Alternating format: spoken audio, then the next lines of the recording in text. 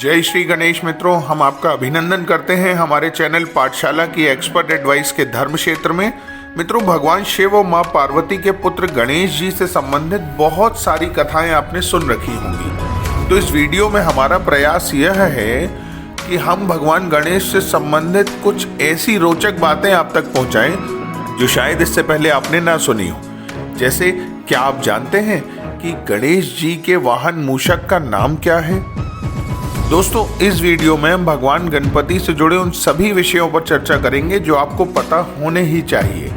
जैसे भगवान गजानन का स्वरूप, उनका वाहन, परिवार, उनकी प्रिय वस्तुएं, भगवान गणेश का पूजन, उनका अभीष्ट सिद्धि प्रयोग, द्वादश नाम स्तोत्र और उनका विसर्जन। तो यह वीडियो ध्यान से देखिए और पूरे भाव से कीजिए भगवान एक दंत का पूजन। मित्रों, गणों के स्वामी होने के कारण उनका नाम गणपति और गणनायक भी पड़ा। ज्योतिष में इन्हें केतु का देवता माना जाता है और संसार के जो भी साधन हैं उनके स्वामी श्री गणेश जी हैं। उनकी शारीरिक संरचना में भी विशिष्ट व गहरा अर्थ छुपा हुआ है। शिव मानस पूजा में श्री गणेश का स्वरूप प्रणव अर्थात ओम कहा गया है। इस एकाक्षर ब्रह्म ओम में ऊपर का भाग भगवान गणेश का मस्तक, नीचे का भाग उनका पेट, चंद्र बिंदु, लड्डू और मात्रा सूंड का प्रतीक है। इसी प्रकार उनके शरीर के प्रत्येक अंग का भी एक विशेष अर्थ है। उनकी चार भुजाएं चारों दिशाओं में सर्वव्यापकता की प्रतीक हैं। वे लंबोदर हैं क्योंकि समस्त चराचर सृष्टि उनके उदर में विचरती है। बड़े कान इस बात का प्रतीक हैं कि जीवन में सदैव कम बोलें एवं अधिक सुने। यही तो ज्ञान प्राप्ति का सर्वोचित मार्ग है ना। उनकी छोटी आंखें एकाग्रता का प्रतीक हैं। उनकी लंबी नाक महाबुद्धित्व के साथ इस बात का भी प्रतीक है कि जीवन में अच्छी बातें ग्रहण करो और बुरी चीजों को स्वयं से दूर कर दो। चलिए, अब हम गणेश जी के वाहन की बात करते हैं। मित्रों, प्राचीन समय में सुमेरु पर्वत पर सौभरी ऋषि के श्राप से एक दुष्ट गंधर्व जिसका नाम क्रौंच था, उसका पुनर्जन्म श्राप के द्वारा द्वापर युग में महर्षि पाराशर के आश्रम में हुआ। वहां उसने एक चूहे के रूप में जन्म लिया और महर्षि पाराशर के आश्रम में भयंकर उत्पात मचा रखा था। यही चूहा, जिसका नाम डिंक था, पहले गणेश जी ने महर्षि पाराशर को इस डिंक चूहे के उत्पात से मुक्त कराया और वही चूहा आगे जाकर भगवान गणपति का वाहन बना और देवगण भी उसका सम्मान श्री डिंक जी बोलकर करते हैं। चलिए, अब हम भगवान गणेश के परिवार की चर्चा करते हैं। भगवान शिव और माँ पार्वती के पुत्र श्री गणेश के बड़े भाई श्री कार्तिकेय जी हैं।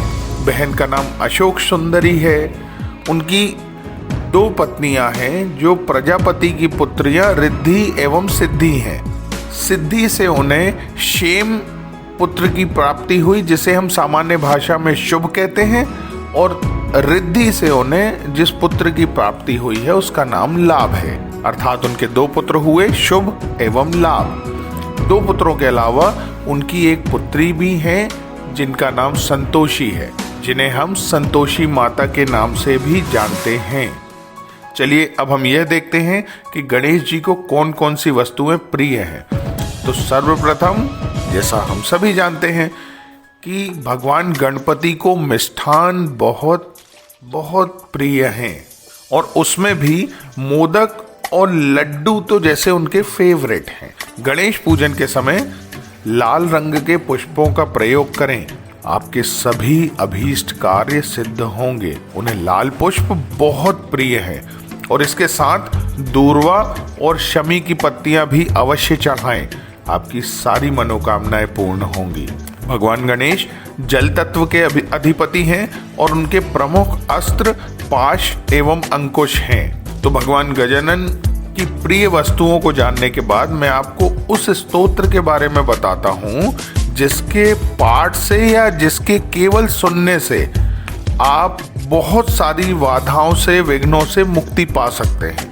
मैं आपको इस चमत्कारी द्वादश नाम स्तोत्र का पहले ठीक ठीक उच्चारण बताऊंगा और उसके बाद हम इसका सामान्य अर्थ भी देखेंगे।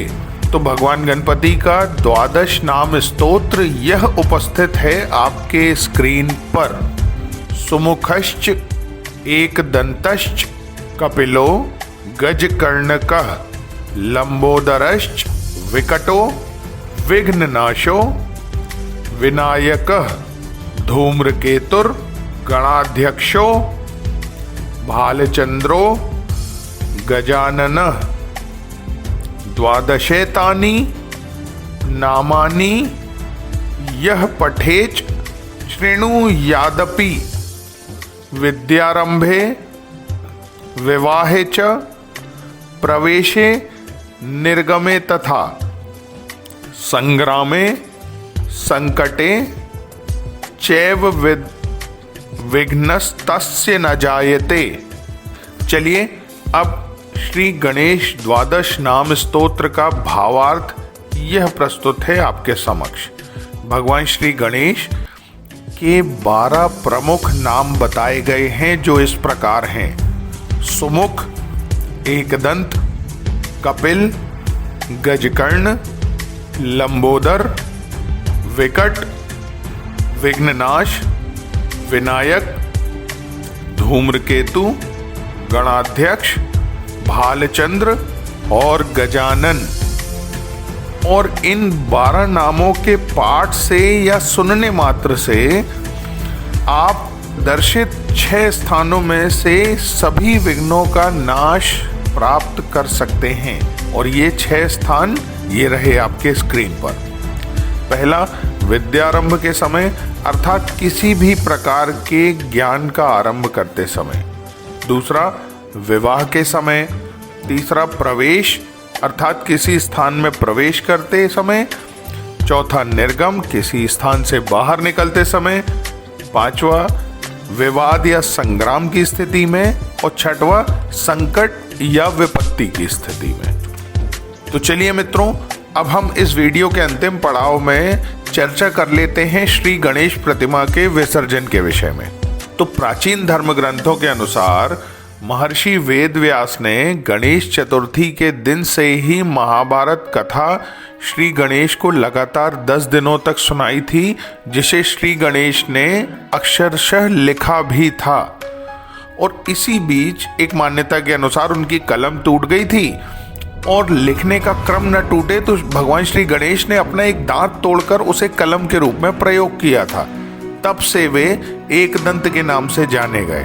हालांकि एकदंत होने के पीछे की कुछ और प्रथाएं, कहानियां भी प्रचलित हैं। खैर, हम वापस विषय पर आते हैं। तो जब 10 दिन लगातार महर्षि वेदव्यास ने कथा सुनाई और उसके बाद जब उन्होंने आंखें खोली तो पाया कि गणेश जी ने महाभारत की कथा का लेखन तो पूरा कर लिया है, किंतु उनका तापमान बहुत अधिक बढ़ गया है। इसके उपचार हेतु वेदव्यास ने श्री गणेश जी के शरीर पर सुगंधित मिट्टी का लेप लगा दिया और जब माटी सूख गई उन्हें शीतल सरोवर में ले जाकर स्नान कराया।